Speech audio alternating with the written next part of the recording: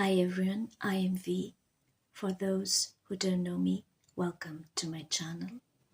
My older friends know me from X, former Twitter, where I write poetry for the platform VSS 365 and other writing communities.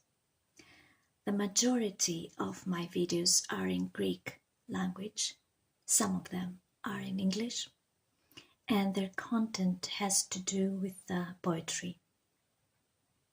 It's been long since I released a video in English, and this is going to be a different one. It is based on some articles I wrote for Greek websites. Last January, I started making a research for Captain Ibrahim Traore, the president of Burkina Faso. And this research led me to read more about Africa's progress, the rising of the continent, as I call it in my articles. Africa is coming into a transforming era where the continent is rising as one of the world's superpowers, having resources, young population, technological development. It is expected to play a significant role in the economic and geopolitical future of the world. The first reason for this progress is definitely the young and fast-growing population, with 69% of people in Africa being under 25 years old. A second reason is the economic development, with AfCFTA, African Continental Free Trade Agreement, being the largest in the whole world. The basic sectors that play a role in this development are technology, agriculture, renewable energy sources, and manufacturing. Artificial intelligence and agri-tech dare the local challenges, while at the same time they create new chances on global level. Third reason is the green energy and mineral resources that can make Africa a superpower in renewable energy sources. Because of all those reasons, Africa gains geopolitical sway.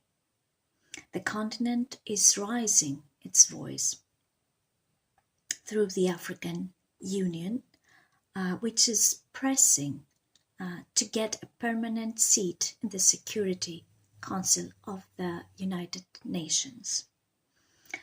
The strategic collaborations with the European Union, China, United States of America are changing the dynamic and the world power.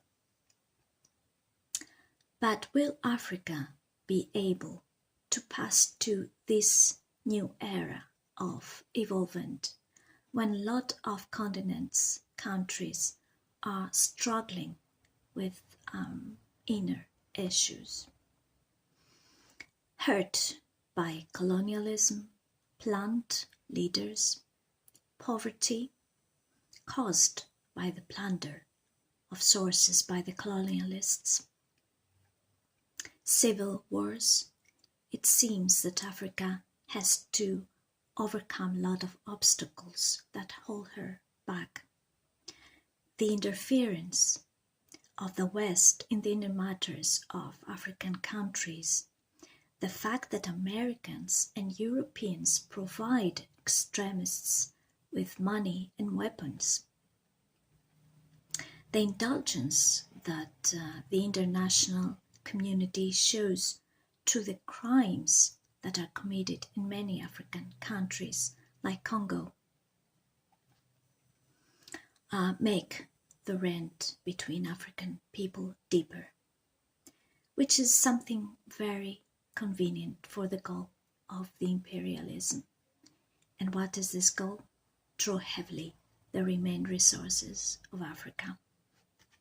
For many years, people in Nigeria are facing the attacks of gangs and jihadists who murder, plunder, kidnap, asking for ransom.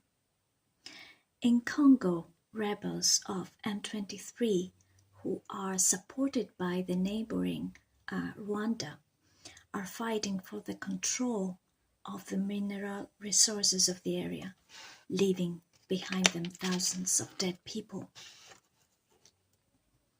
According to the United Nations, people in Somalia are going to suffer from famine by the end of the June of 2025, while the National Army of Somalia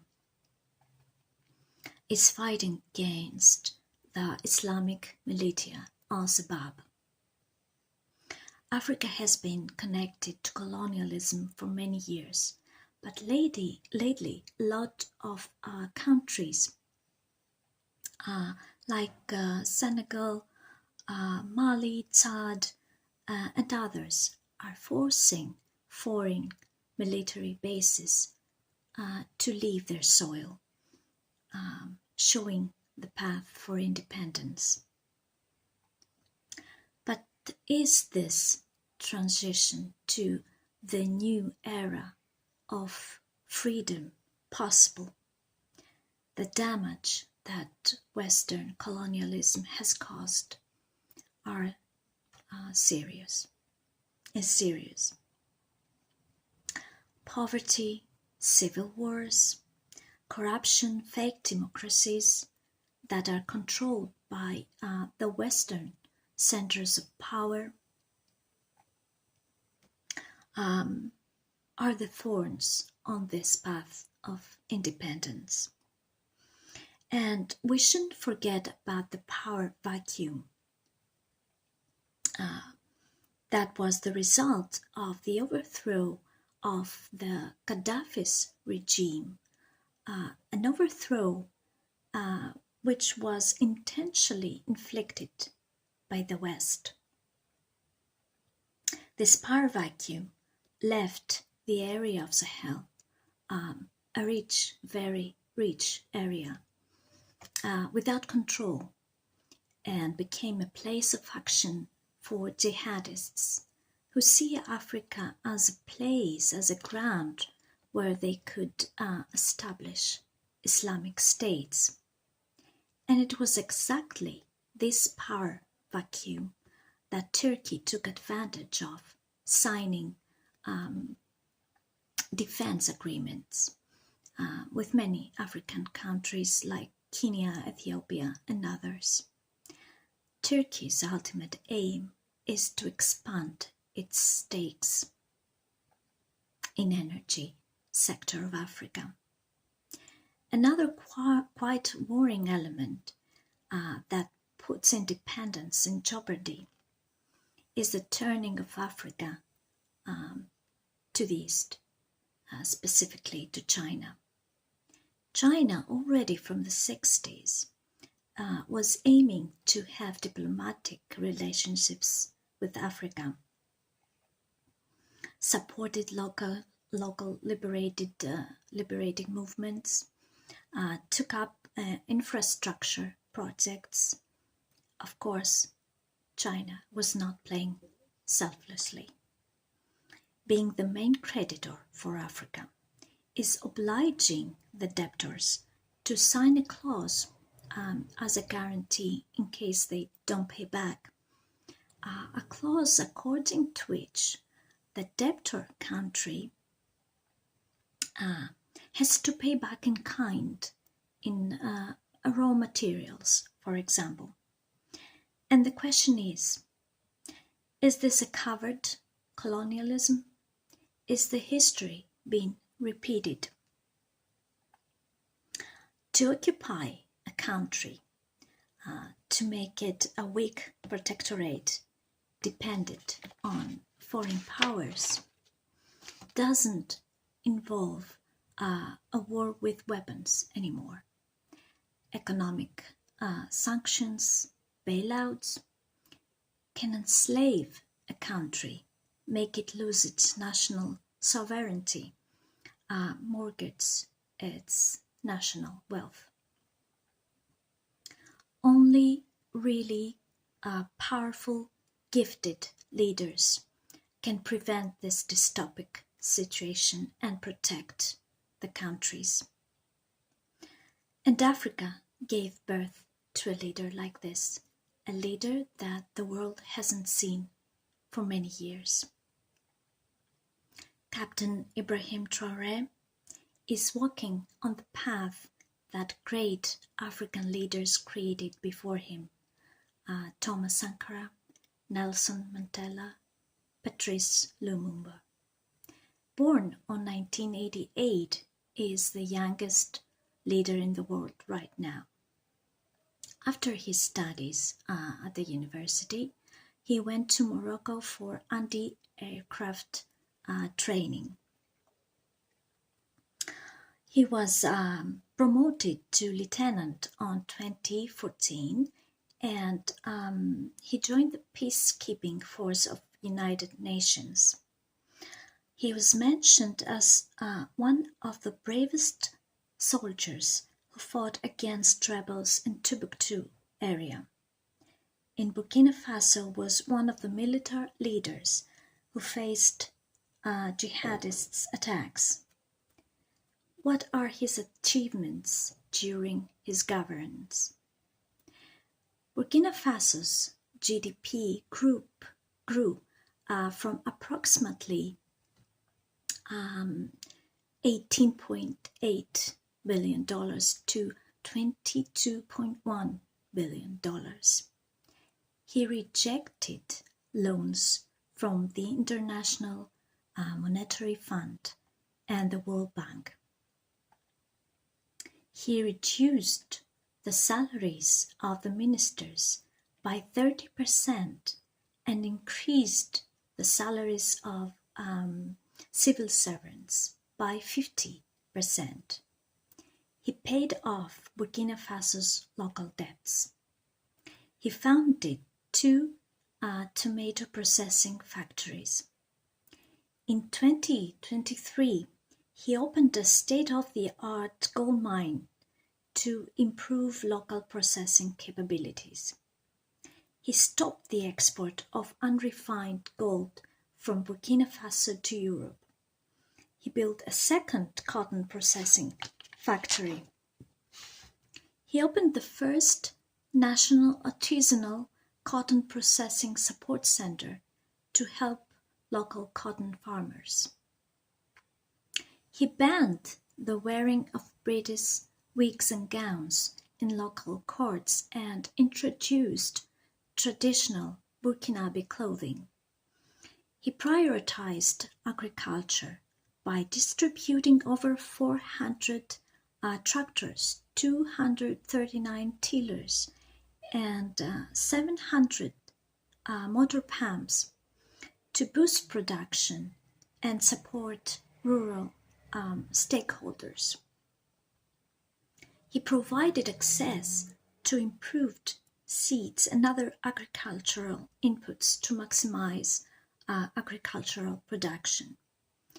And this is how a leader makes his country strong and independent, by emphasizing on 2 basic pillars: by making the country self-sufficient as much as possible, and with the reinforce of traditional values. On economic base, the benefits are many. For example, the reduction of unemployment and the increase of state revenue. Traore understands how crucial is the public investments for a healthy progress of a country, because the incomes from the public investments can work in long term and give back to people and society, and not just to some economic oligarchs. On social base, the benefits are great too, because this way the social cohesion is secured, because a healthy economic environment eliminates inequality. But of all this, it's his quality that stands out. Gifted with physical assets, he is brave, he is pure-hearted, intelligent, he has gumption, a natural talent and leadership. His speeches are inspiring, coming straight from his heart and from his vision of Pan-Africanism. Not cant speech, not plate language. Real words without hypocrisy. Ibrahim Traore is a definition of a great leader. Coming from social influence and not just authority, leadership is actually the implementation of the social influence that maximizes people's efforts and reaches the achievement of people's goals. Leadership is the ability to transform this vision to reality. Leadership is the process where the leader and his followers lift each other to the highest levels of moral ethics and motivation. Leadership is the art to motivate a group of people in order to act for the achievement of goal. Leadership has nothing to do with age or for how long someone is in a position. Has nothing to do with titles or management.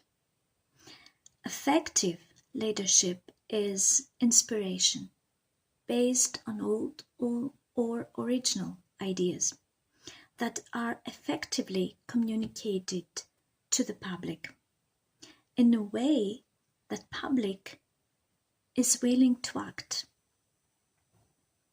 History has shown that leaders are vitally important because they show their way to the future. Even more, they can predict the future. Gift combined with education and knowledge can create a human mind that can visualize the future and will make up ways to make this vision reality. Great leaders have the ability to maximize the productivity of a team, to foster positivity and harmony among the members of a team. Great leaders have courage, they're hardworking, they have moral integrity. They're not all-knowing, but they have an infallible instinct which allows them to place the right person in the proper position. They're aware of both their abilities and weaknesses.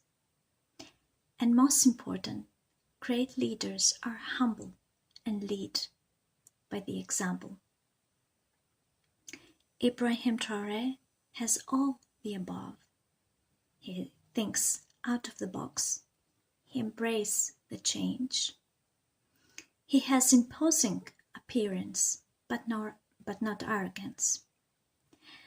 The world is on fire, and we all have our share of responsibility because of our choices.